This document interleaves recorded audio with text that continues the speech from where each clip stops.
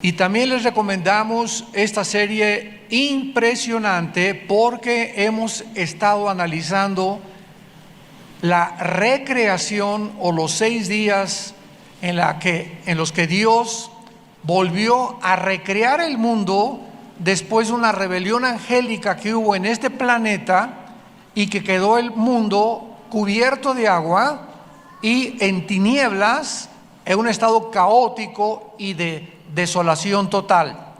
Entonces Dios tuvo que volver otra vez a recrear el mundo para colocar a una nueva entidad que se llaman los seres humanos y que pudiéramos nosotros en este mundo gobernarlo y quitarle al príncipe de las tinieblas las llaves o los títulos de propiedad que él tenía de este planeta.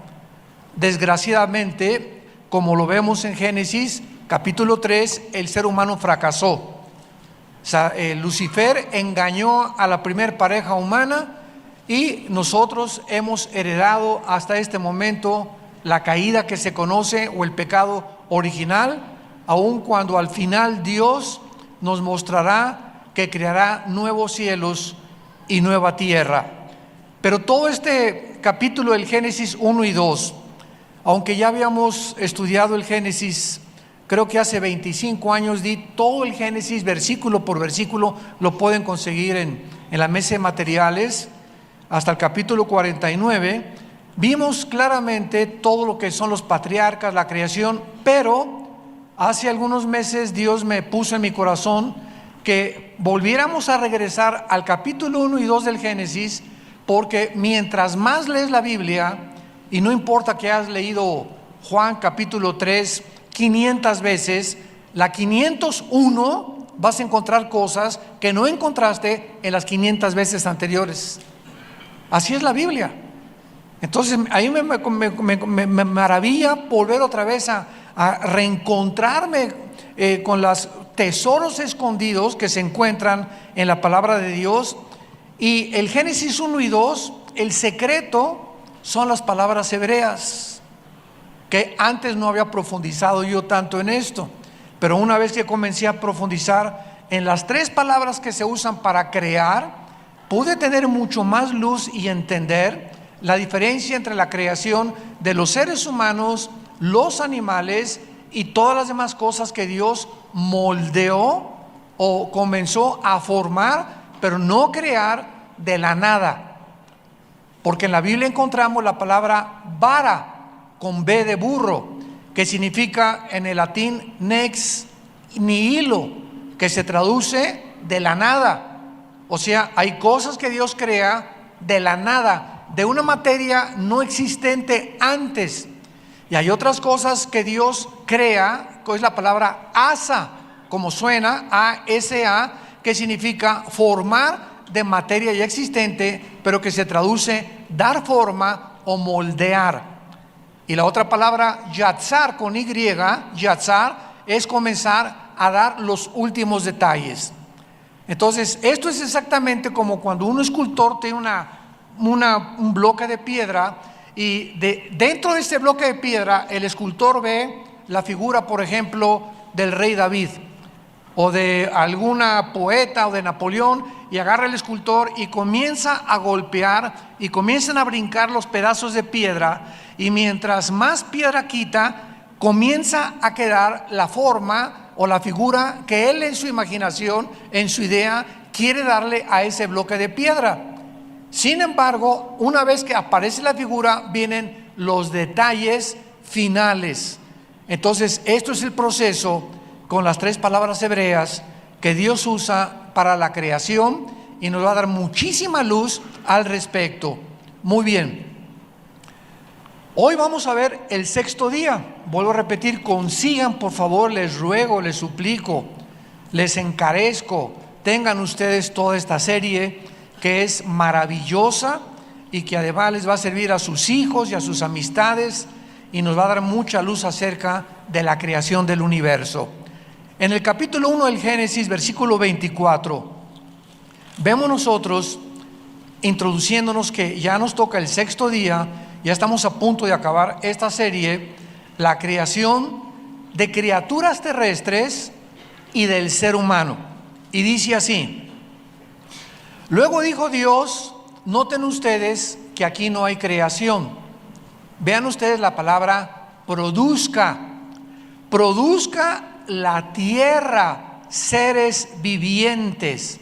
Y esa palabra producir en el hebreo es yatzá, con Y y S de Samuel. Yatzá. Produzca la tierra. O sea, Dios pudo haber dicho que aparezca un elefante o que aparezca un león, etcétera, etcétera. Pero aquí Dios le está ordenando al polvo.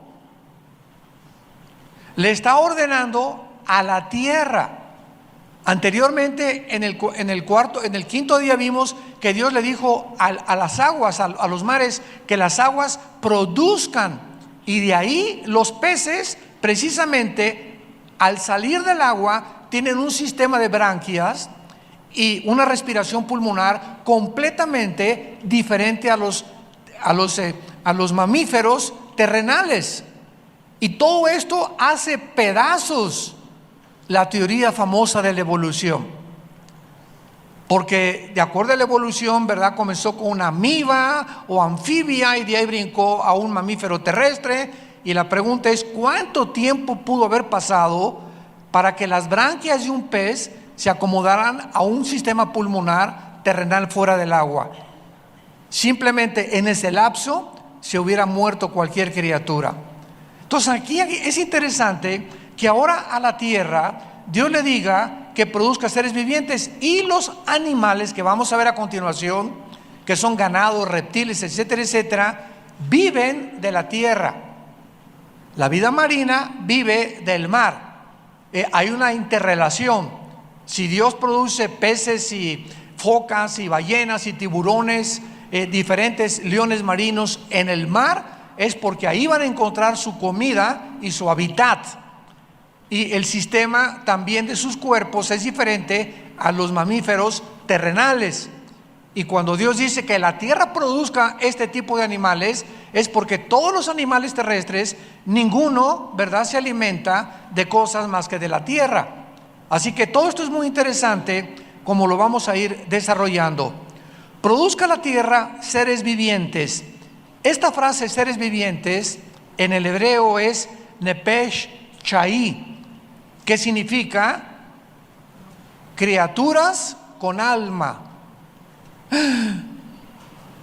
Seres vivientes. ¿Qué estamos hablando? Que los animales, o la mayor parte de los animales, tienen alma, igual que nosotros los seres humanos. ¿Y qué queremos decir cuando hablamos del alma? ¿Qué diferencia hay entre el alma y el espíritu? Bueno, el alma son los sentimientos, las emociones, el intelecto. Entonces hay perros inteligentísimos que los enseñan a hacer cosas, a los elefantes en el circo, ¿verdad?, los delfines en los Sea Worlds. Cómo se puede el hombre entrenar a los animales, porque tienen inteligencia. Una vaca no tiene una vaca no la domas ni le enseñas ni siquiera para que meta reversa, de lo tonta que son las vacas, ¿verdad? Igual a un toro no lo enseñas a ponerse uno sobre el otro y hacer maromas. Entonces hay animales que Dios creó para que pudieran relacionarse con nosotros, los seres humanos, como los perros, que se conoce como el mejor amigo del hombre. Y los perros tienen sentimientos de alegría, de tristeza. Hay perros, he leído yo, que cuando el amo se muere, van a la tumba y ahí se quedan hasta que se mueren también.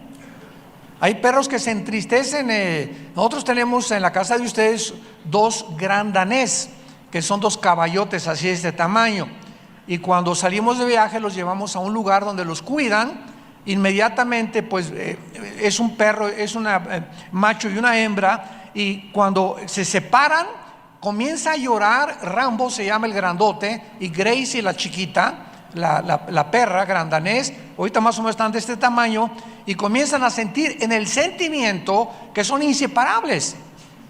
Una vez nos hablaron del lugar donde los hospedamos y nos dijeron que iban a multarnos porque Rambo había mordido a otro perro. Y le dije, oiga, pero nosotros no tenemos la culpa de dejarlos ahí y que mi perro muerde a otro perro porque no toman precauciones. Y entonces le dije, quiero hablar con el gerente. Y entonces ya tardaron como 5 o 8 minutos para que el gerente llegara a tomar el teléfono y ya se comunicó conmigo.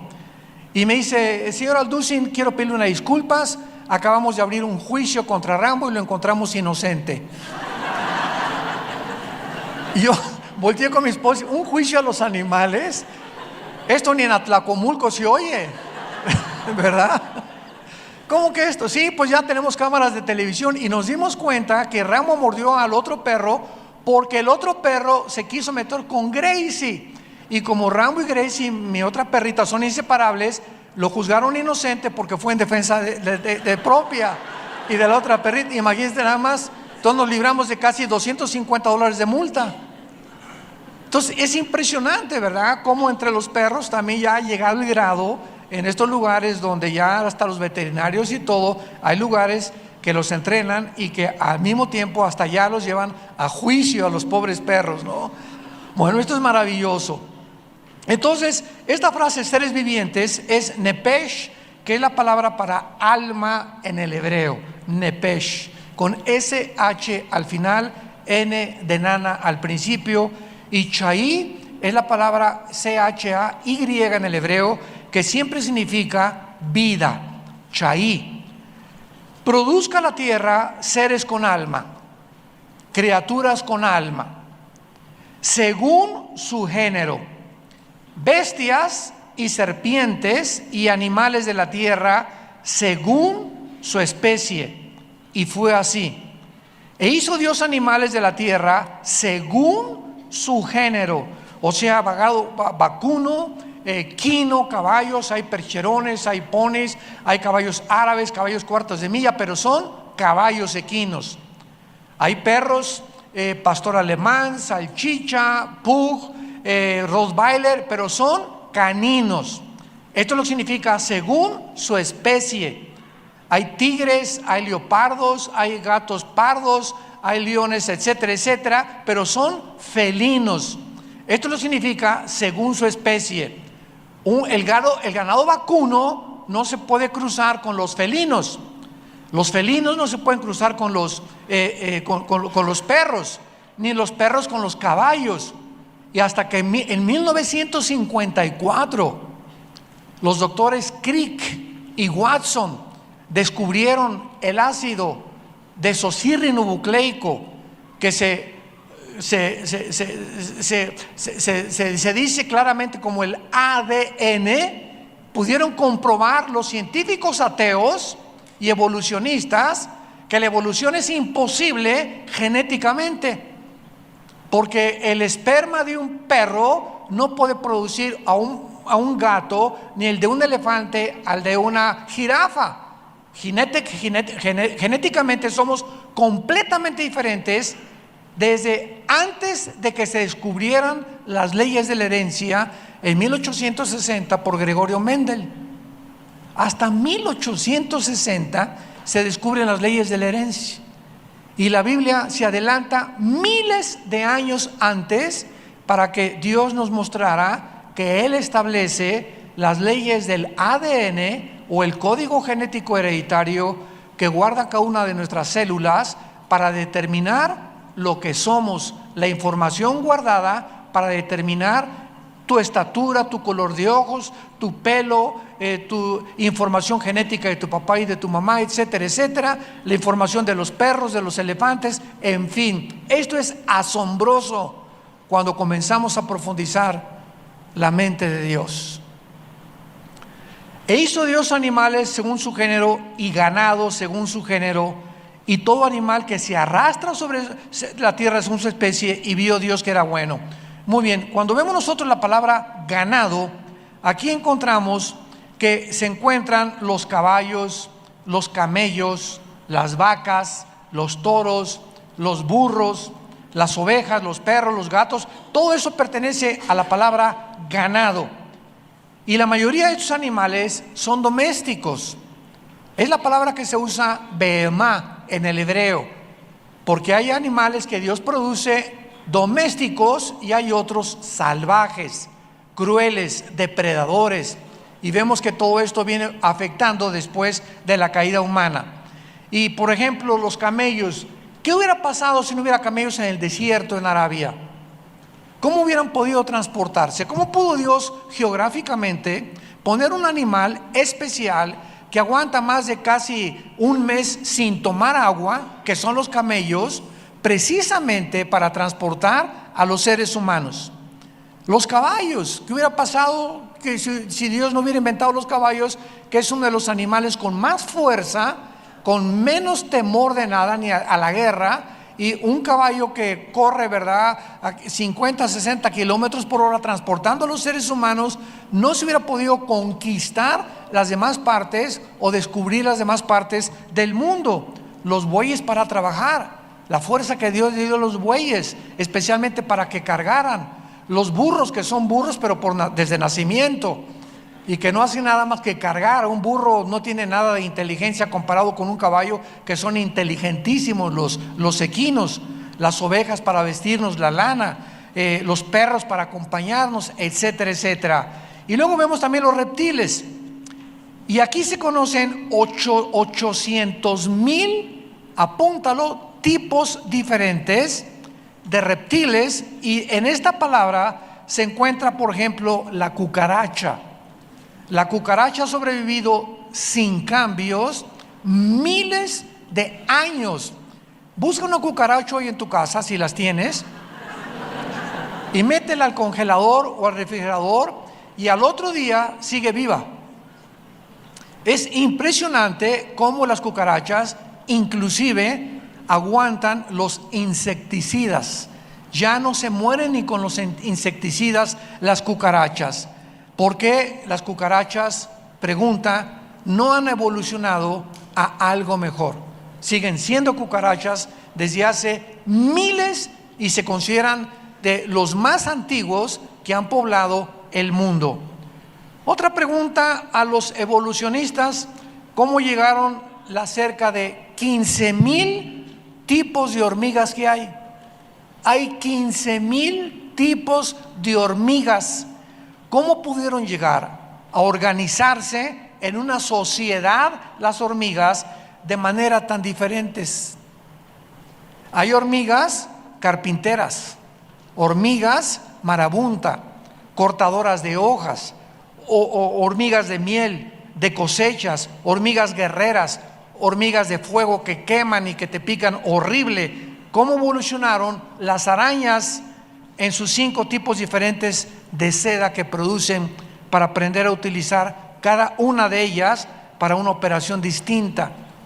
¿Cómo pueden juntarse y vas por un hormiguero, ver que tiene cada hormiguita la responsabilidad y tienen la determinación de esa piedrita, ese granito insignificante de arena que carga cada hormiguita? ¿Quién les dice exactamente dónde ponerlo para hacer un castillito o hacer un túnel, y donde no se tropiezan unas con otras? Y alguien les ha puesto un chip o una información en su cerebrito que puedan tener ellas para poder determinar que sean guiadas de acuerdo a lo que están haciendo. Entonces yo no puedo ver algo que camine por ahí y digo, pues es un robot, tiene pilas y maneja, pero se tiene que parar. Los robotitos que inventamos, ¿no? O las arañas patonas que les ponen robots para asustar a la gente.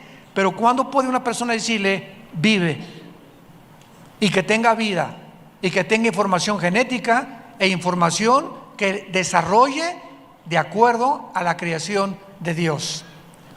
Los reptiles, existen 3,000 especies diferentes de lagartos. Imagínense nada más. Unos pueden correr a 30 kilómetros por hora y otros a la velocidad de un caracol. Por ejemplo, el lución con L es un lagarto que tiene la cola más grande que su cuerpo, y cuando un enemigo le agarra la cola a este lagarto, se desprende de ella y le comienza a crecer otra. Y así tenemos la mamá canguro, por ejemplo, que tiene una bolsa especial. Los canguros, ningún otro animal lo tiene. ¿Cuál evolución? ¿De qué evolucionaron? Y esta bolsa que tienen las mamás canguros para cargar a los canguritos, cuando el cangurito quiere tomar leche y para impedir que la leche entre en sus pulmones, la tráquea del cangurito ha sido diseñada especialmente para que llegue a la parte trasera de la matriz de la mamá. ¿Hubieran podido, pregunta, evolucionar al mismo tiempo por accidente la tráquea del cangurito y la bolsa de la madre? Y así vemos nosotros, podíamos seguir con tantos fenómenos supuestos de la naturaleza. Los pingüinos, que por muchos años se creyó que eran y que provenían de las aves, han sido así desde que fueron creados. La mamá tortuga no toma ningún cuidado con sus tortuguitas bebés. Pone los huevos la mamá tortuga, se mete al mar, hace un agujero en la arena, los entierra, los cubre y vuelve al mar. ¿Cómo sabe ella que el sol va a incubar sus huevos? Pero la única respuesta, ¿verdad?, es que Dios, el creador, fue el que puso estos códigos genéticos y esta forma de actuar, desde los insectos hasta las moscas, hasta los caracoles, hasta las tortugas, etcétera, etcétera.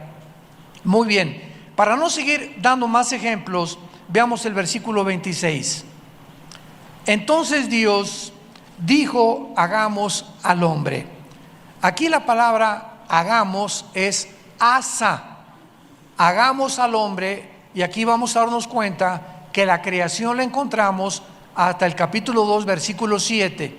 Aquí está haciendo Dios: formemos al hombre, porque la palabra asa significa formar.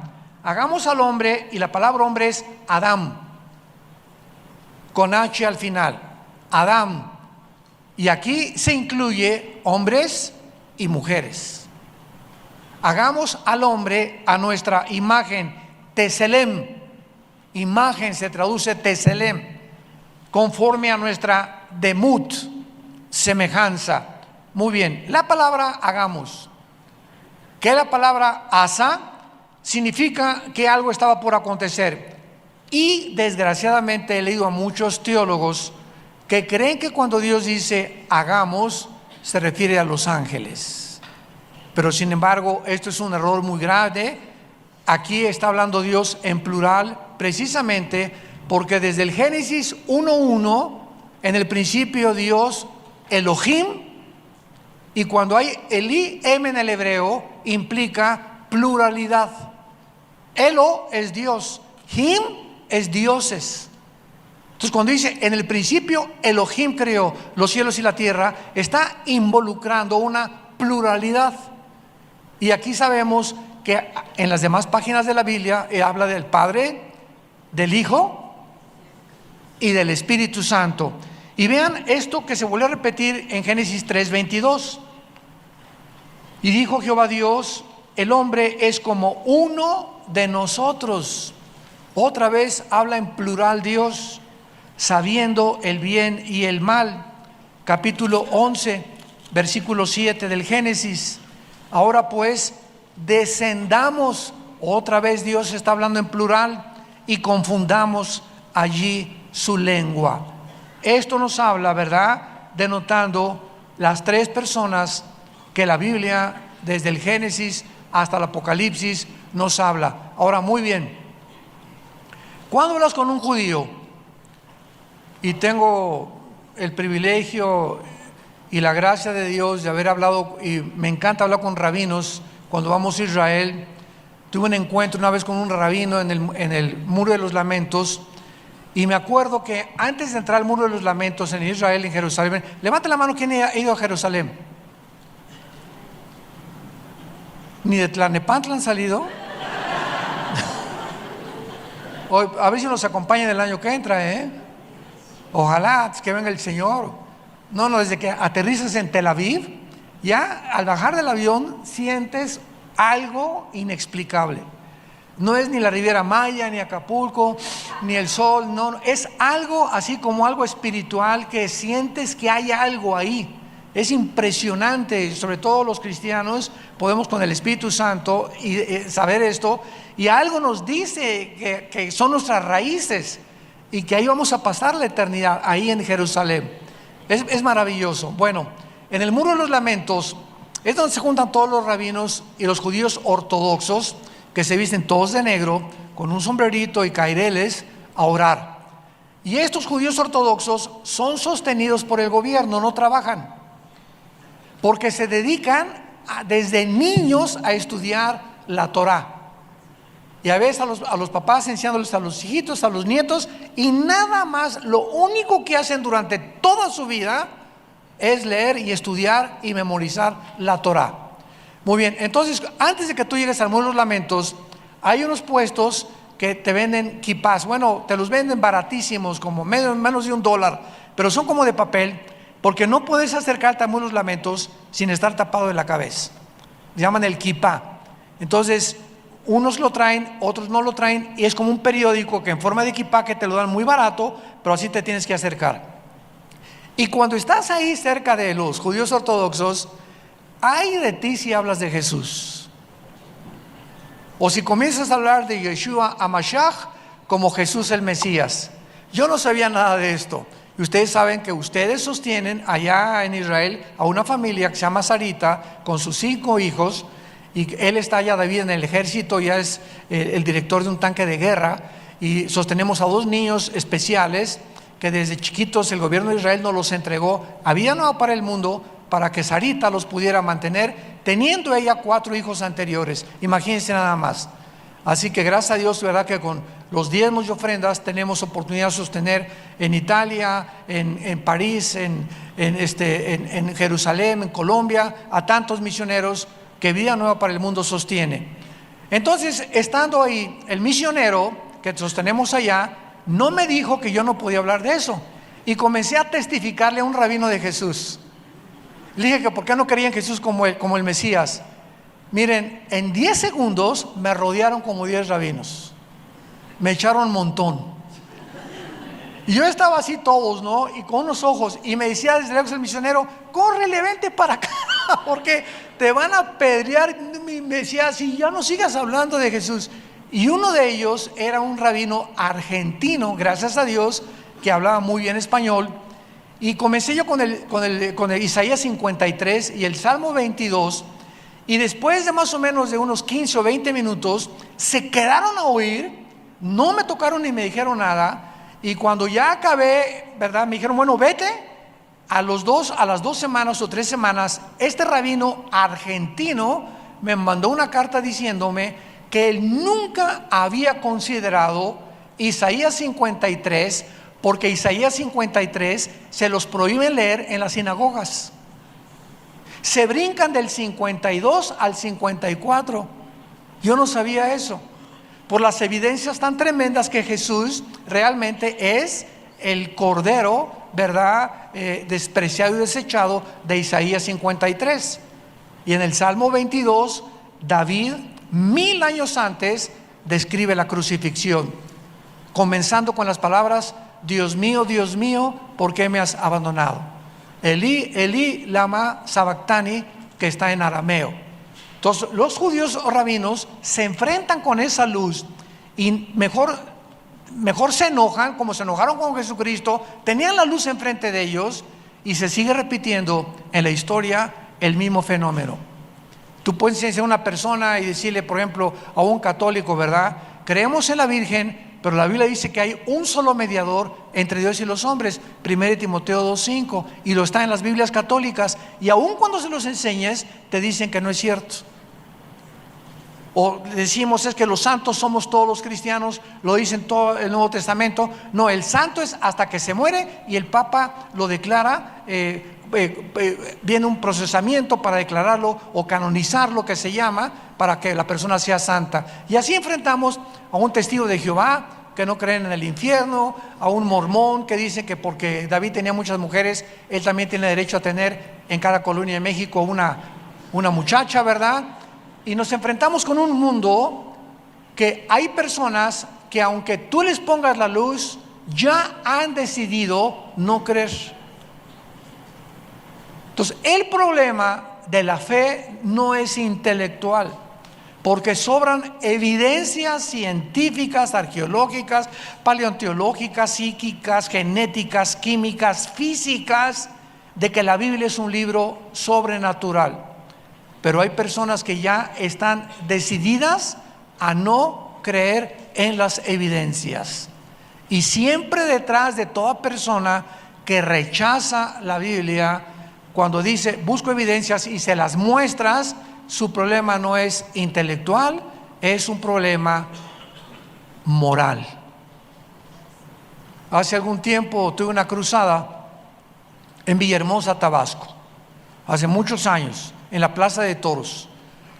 Y en el segundo día hablé sobre el suicidio y el infierno a los jóvenes. Estaba lleno, muchísimos jóvenes en la Plaza de Toros, lleno ahí en Villahermosa, Tabasco.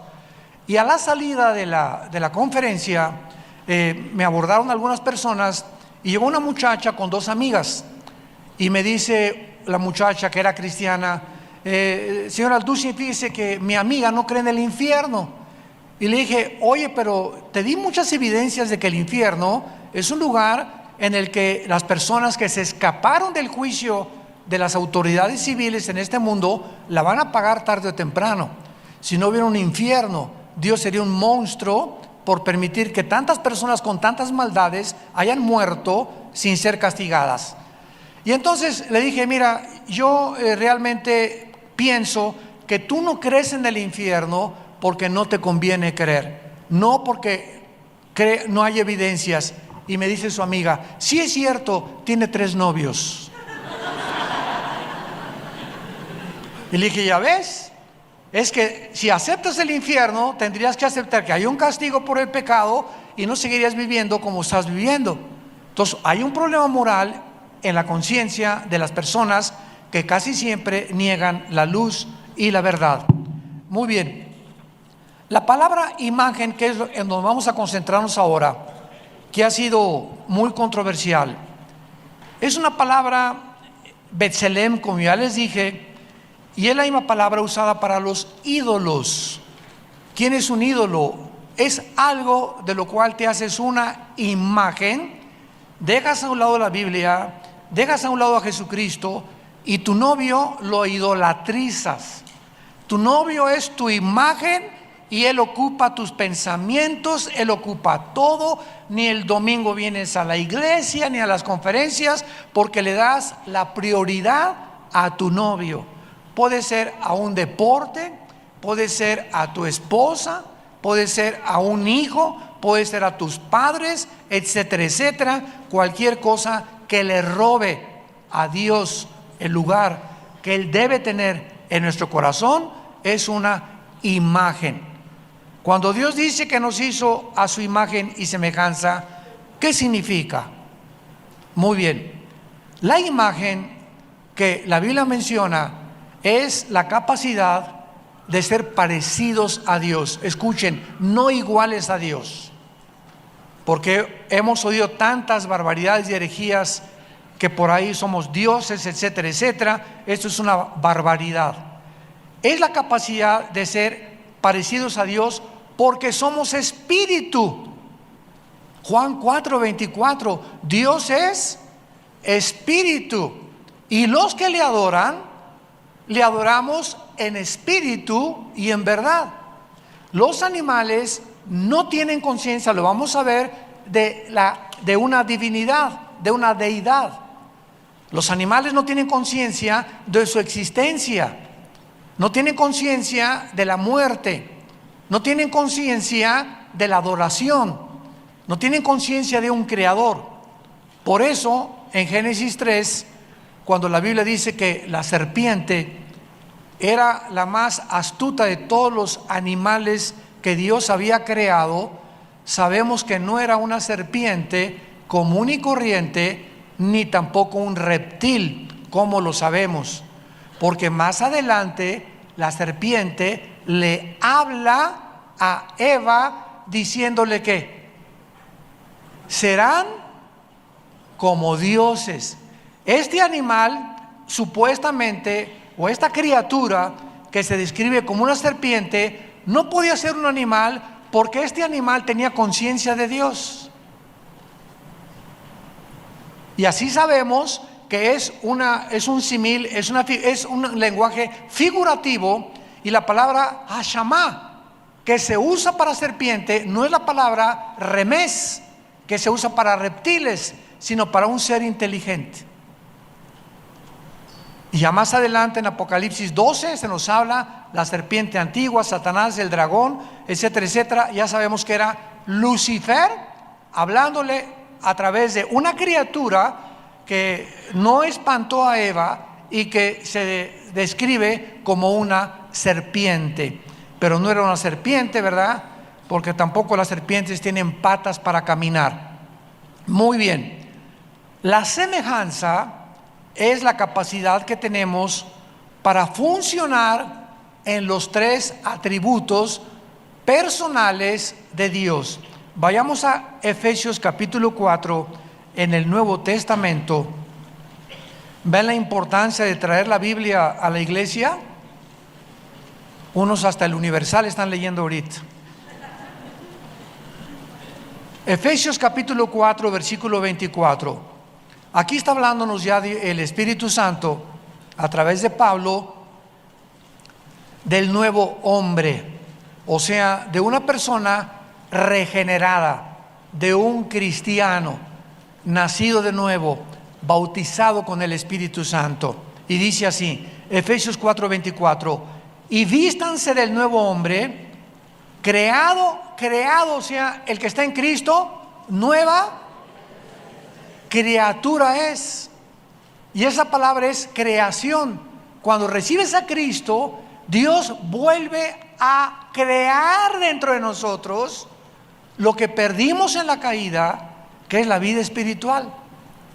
Y sin esta vida espiritual nadie puede conocer a Dios, porque Dios es espíritu. Entonces las personas que no han sido vueltas a ser creadas por Dios espiritualmente, que no han nacido de nuevo, quieren con su mente limitada, finita, entender la Biblia. Y encuentran aparentes contradicciones. ¿Y por qué si Dios es esto? ¿Y por qué permitió las guerras aquí Dios? ¿Y por qué les ordena matar a los cananitas? Esto es un genocidio. ¿Y por qué le permite a David tener estas esposas? Y la mente carnal, terrenal, no puede entender las cosas de Dios porque son más altas que nuestros pensamientos y más profundas que el centro de la tierra. Necesitamos un maestro que nos diga en el pizarrón la ecuación y la incógnita del álgebra, que si no sé álgebra, pero sé matemáticas, y sé aritmética, pero no sé álgebra, no voy a entenderlo hasta que alguien me diga cómo es y qué significa los números o las letras en la ecuación algebraica. Entonces, el maestro en el Espíritu, ¿quién es? El Espíritu Santo. Dice 1 Corintios 2 del 10 en adelante, porque ¿quién de los hombres conoce las cosas del hombre sino el Espíritu que está dentro de él? Y para las cosas del Espíritu, para el hombre terrenal son locura, porque no las pueden entender. Entonces, vemos nosotros que cuando dice la Biblia que hemos sido creados, vean ustedes las tres áreas que son renovadas en el cristiano. Número 1, la justicia. Número 2, la santidad. Y número 3, la verdad. Muy bien. ¿Qué significa que fuimos creados a imagen y semejanza de Dios? Que el ser humano caído, aunque mantenemos la imagen, la persona no cristiana todavía trae la imagen de Dios, no traen la semejanza de Dios. Porque esta imagen y semejanza se refiere a estos tres atributos. ¿Qué significa esto? La santidad. Dios imprime en nuestra alma la santidad desde que nacimos. Y desde que nacimos comenzamos a manifestar rebelión a la autoridad. Pero algo nos dice desde que nacimos que hay que hacer buenas obras. Me acuerdo yo cuando iba a los lobatos, que eran los Boy Scouts de niños, y nos amarraban una corbata aquí grandísima. Vivíamos en Acapulco y me decían, entre semanas, si ayudas a una viejita a cruzar la calle, le haces un nudo a la corbata. Y si ayudas a un niño a levantar algo, a una señora, le haces otro nudo. Y cada buena obra, al final, en el sábado, cada semana, nos revisaban cuántas obras hacíamos. Yo le ponía como 10 nudos sin haber hecho nada. Siempre fui bien tramposo de niño y bien engañador. Pero dentro del alma, el domingo a la iglesia, y mi abuelita nos llevaba a la misa de 6 de la mañana, ahí en la catedral de Acapulco, a la misa, y entrábamos a la iglesia y shh, nadie habla, incienso, y nos decían, ahí está Dios. Y ahí dentro de la iglesia algo te envuelve, ¿verdad? Ahí está Dios, no entiendes nada de lo que está pasando, pero te dicen que ahí está Dios, y saliendo de la iglesia, ¡ajú, a viva Zapata! Porque afuera de la iglesia ya no está Dios. Y cuando venimos a la Biblia nos damos cuenta que Dios no habita en templos hechos por manos humanas, ¿verdad? Bueno, todo esto es porque tenemos la eternidad en el corazón desde que nacimos. Tenemos la conciencia de algo que trasciende esta vida y que hay algo después de la muerte. Esto es la santidad, y queremos ser buenos, pero hay algo que nos arrastra a ir lo contrario. Ejemplo, Al Capone fue un gángster de la época de los 30s, 40s, de la ley seca en Chicago, que se convirtió en el jefe de la mafia en Nueva York, Chicago, toda esta área del noreste de Estados Unidos. Y Capone en cada Navidad se disfrazaba de Santa Claus y se ponía a regalarles dulces a los niños afuera de las iglesias, porque lo hacía sentir que no era tan malo. Y el lunes agarraba, ¿verdad?, como en la batalla de San Valentín, a 500 personas con la ametralladora. Las personas malas, inclusive los asesinos, traen medallas de la Virgen. Ponen en sus pistolas impresiones de santos y de la Virgen. Tienen patrones de santos también. San Cristóbal, aunque atropellaste a 10, trae San Cristóbal como el patrón de los choferes. La Virgen de la Macarena, ¿verdad?, porque te gusta el cante bajío y el cante hondo y ¿cómo se llama?, los cantes españoles. Y así es impresionante como el ser humano, a pesar de eso, los aztecas, algo les decía que había dioses, pero le iban y le sacaban el corazón a una persona y le ofrecían el corazón a los dioses. ¿Quién puso en el ser humano este sentimiento de que tenemos que purgar, hacer algo para agradar a algo que está enojado con nosotros en el cielo, y que si no hacemos ciertos sacrificios no podemos ser aceptados por Él? Esto en los paganos, pero ¿qué en los que no somos paganos o los que no éramos paganos? ¿No te ibas a la villa de rodillas durante todo el día, sangrando las rodillas? ¿Por qué lo hacías? Porque algo te decía que si Dios ve tus rodillas sangrado y llevas cargando eso durante todo el día, Dios va a decir, pobrecito, a ver, Miguel, ven, ponle una palomita a esa persona, porque mira, tiene más de 8 horas de rodillas y ha venido desde su pueblo cargando eso, y por ese sacrificio lo voy a aceptar. Queremos ser, a través de nosotros mismos, aceptados por Dios. ¿Quién puso eso en el ser humano?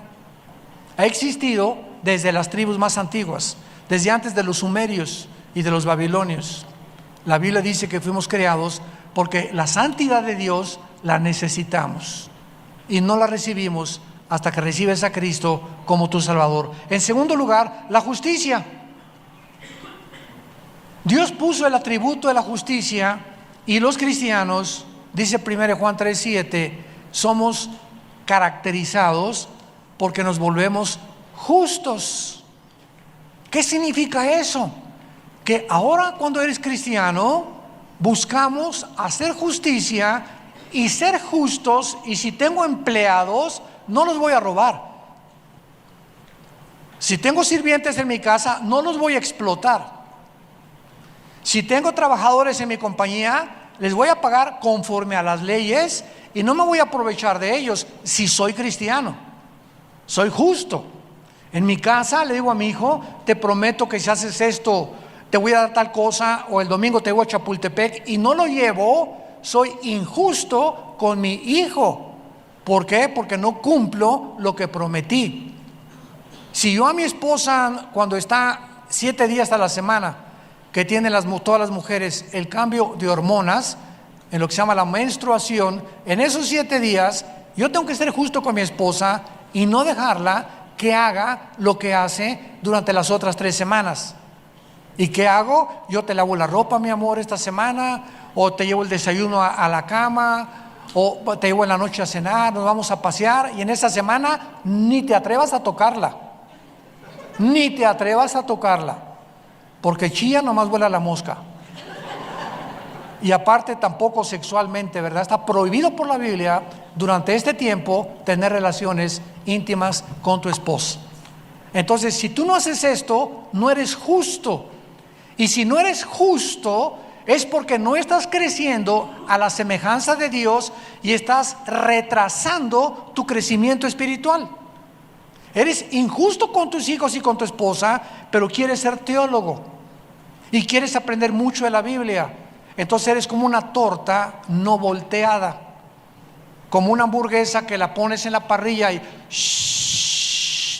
se cose de un lado y está cruda por el otro lado. ¿Te la comerías? No, ¿verdad? Dios tiene que voltearnos de los dos lados. En la iglesia te dicen San Crisóstomo y San Catarina y Santa Rita de Casia, y eres de la dominical y estás en la alabanza, estás quemada, eres muy buena en la iglesia, pero en tu casa eres una persona cruda. ¿Cómo tratas a tus papás? ¿Cómo tratas a tu esposa? ¿Cómo tratas a tu esposo? Entonces estás cocido a la mitad, cocida a la mitad. Dios tiene que ponernos de los dos lados. Y las injusticias impiden que Dios nos cocine en las áreas que nosotros necesitamos mejorar. Y finalmente, la verdad. ¿Por qué existe la filosofía? ¿Qué es la filosofía? Amor a la verdad, amor a la sabiduría. Sofos, sabiduría; filos, amor. Entonces, ¿por qué hay tantas ideas, ideologías de república, socialismo, comunismo, democracia, teocracia, hedonismo, nazismo, fascismo, y ponle todos los ismos que quieras? El mundo está lleno de ideas. Sócrates, Platón, Demóstenes, etcétera, etcétera, pensantes: ¿quién soy? Luego vivo, tiene que haber una causa, esta causa tiene que estar fuera de mí, esta causa tiene que ser Dios. Y el ser humano, por naturaleza, somos filósofos, porque cada quien tiene una idea de lo que es la vida. Si tú eres una persona adúltera, esa es tu filosofía. Tú consideras en tus pensamientos que no hay problema engañar a tu esposa. Esa es tu ideología. Y estas ideas van a formar tu filosofía. Y escúchame, y la filosofía determina nuestra psicología, y la psicología nuestra conducta. Porque como es en su corazón, dice Proverbios, así es él. Entonces, todo lo que tú haces, todo lo que tú miras, todo lo que tú lees, es el reflejo de quién eres interiormente. Y haces lo que haces, miras lo que miras, ves los programas de televisión que ves o la pornografía que ves, tratas a tu esposa como la tratas y explotas a tus trabajadores, porque así eres dentro de ti. No ha sido lavado dentro de ti. Tu vida interior no ha sido modificada, y esta es la razón por la cual estás actuando en contra de las leyes de Dios.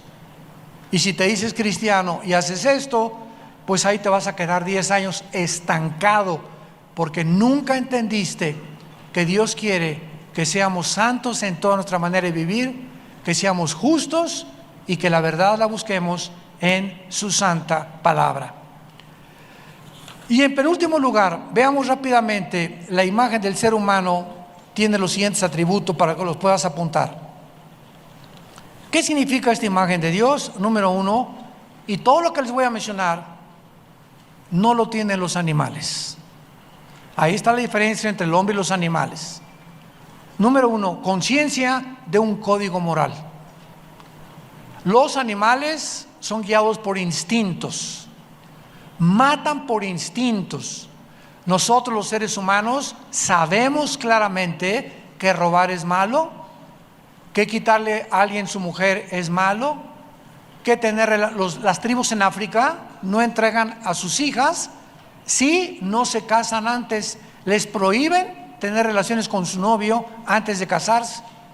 Sabemos en lo interior que tenemos que pagar los impuestos, que tenemos que respetar las señales de tránsito, ese código moral no lo tienen los animales. Yo hace muchos años, cuando practicaba la charrería, estábamos ahí en Monclova, Coahuila, y en Monterrey, en las charreadas, y me acuerdo que traía un caballo pinto muy, muy bonito, y cuando me iba al monte con mi caballo, en el momento, mi caballo era garañón, o sea, no estaba castrado, y cuando no están castrados los caballos, ahí te los encargo. Iba caminando yo con mi caballo y tenía 6 años ya. Yo lo había entrenado desde los 3 años, porque antes de los 3 años no puedes montar un caballo, se pandean. Yo le di rienda, lo enseñé a saltar, lo enseñé a colear, lo enseñé a pialar, lo enseñé a manganear, le enseñé todas las suertes de la charrería, le enseñé a mi caballo, porque me enseñaron y me adiestraron para poder enseñarle a mi caballo eso. Amaba yo a los caballos. Y cuando un día iba en el campo, mi caballo ve una yegua. Miren, en ese momento mi caballo no supo quién era su jinete y me amaba, le gritaba Pinto, Pinto, Pinto, y corría cuando le iba a dar su maíz y su avena, y ahí me empujaba así con la cabeza. Bueno, me amaba el caballo y nadie lo montaba más que yo, porque así lo acostumbré, a que nadie lo montara más que yo. Pero cuando vio esa yegua, se paró de manos y se fue contra una cerca y me embarró contra la cerca de púas de espina, y hasta que no me caí, se fue contra la yegua. Se olvidó quién era su jinete. O sea, por eso dice la Biblia en Jeremías: no seáis como los caballos bien alimentados, que relinchan ante cualquier muchacho. Ándale. Como caballos bien alimentados, hay muchas personas que relinchan, nada más ven a una muchacha guapa o una persona guapa y ahí van, pero sin freno. Y nosotros tenemos freno. ¿Ven? Esa es la diferencia. Nosotros tenemos freno, un código moral que nos dice: eso está prohibido. Sí, nada, métele freno. Número 2, la capacidad de conocer a Dios. Dice Romanos 1:20: lo que de Dios se conoce les es manifiesto, pues Dios se los manifestó. Porque su eterno poder y deidad se hace claramente visibles desde la creación, siendo entendidas por medio de las cosas hechas, de manera que no tienen excusa. En otras palabras, el ser humano puede levantarse y ver el cielo, un orden, un diseño, una inteligencia, y nada más, guiado por el cielo que cuenta la gloria de Dios, saber, como los tribus, las aztecas, náhuatl, otomís, chichimecas, sabemos que hay algo allá arriba, no sabemos quién, pero hay algo, una fuerza arriba de nosotros que tenemos que agradar y que tenemos que darle gusto. Esto no lo tienen los animales. Nunca he visto a los conejitos alabaré, alabaré, nunca, ¿verdad? Y menos a los chitas ni a los chimpancés. Número 3, conciencia de la eternidad. Eclesiastés 3:11. Dios puso la eternidad en nosotros. Sabemos, los hindúes entierran a sus víctimas, los egipcios enterraban a sus víctimas sin tener la Biblia, con comida y con armas. Algo les decía a los egipcios que había vida después de la vida, y por eso querían inmortalizar a los faraones. Los hindúes igual. Hay una conciencia en el ser humano de la eternidad, que hay algo después de esta vida. Número 4, conciencia de la muerte y la vida después de morir. Número 5, conciencia de nuestra existencia. Nunca un chango lo va a saber quién soy. ¿Qué propósito tengo aquí en la selva? ¿Hacia dónde me dirijo? ¿Cuál es mi propósito por el cual Dios me creó? Jamás ningún animal tiene la conciencia ni de que se va a morir, ni tampoco de la vida después de la muerte, menos de su propia existencia. Y finalmente, la tendencia a la adoración. No ha existido una tribu, una civilización, jamás en la sociología, ni en la paleontología los encuentras, ni en la antropología, que no hayan adorado a alguien o a algo. Decía Sigmund Freud, el psicólogo vienés ateo: el hombre es incorregiblemente religioso. ¿Qué es eso de la religiosidad del hombre? Que tiene que tener algo por lo cual adorar: la imagen, y la semejanza de Dios, que ellos ignoran, pero que la Biblia nos lo revela. Señor, te damos gracias en esta mañana por tu santa y bendita palabra.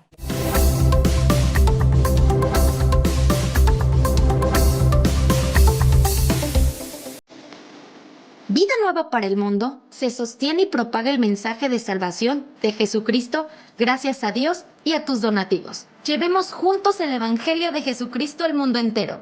Realizamos eventos, seminarios, congresos y diferentes programas para dar a conocer el mensaje de salvación y el poder de nuestro Señor, transformando y edificando vidas de mujeres, hombres, niños alrededor del mundo. ¿Qué pasa cuando decides hacer tu donativo? Aunque no puedas llevar la palabra personalmente a todo el mundo, de esta forma lo estás haciendo. Con tus donativos o aportaciones, estás sembrando y formando parte de lo que Dios está haciendo en su obra. Estás ayudando a traer luz a la oscuridad, paz al conflicto y esperanza a los que no tienen ninguna. Dona desde México.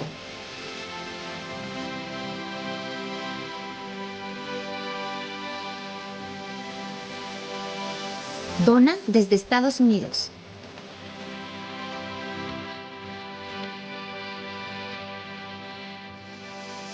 Para el resto de donaciones de otras partes del mundo, www.vidanuevaparaelmundo.org.mx/dona. Estamos cumpliendo la gran comisión.